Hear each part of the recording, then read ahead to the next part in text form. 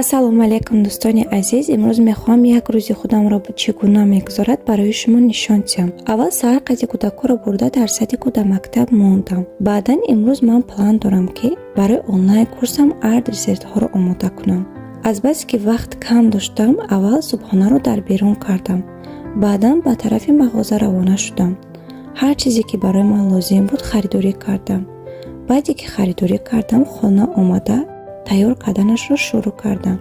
кам кам процесси корамро барои шуморо нишон диҳам. агар шумо ҳам хоҳед ки дар онлайн курси мо иштирок кунед, арт рецептҳое ки бе истифодаи шакар омода мешаванд, натурални красивӣ хилқатӣ, шуморо метавонед дар директ нависта номнавис кунед. худона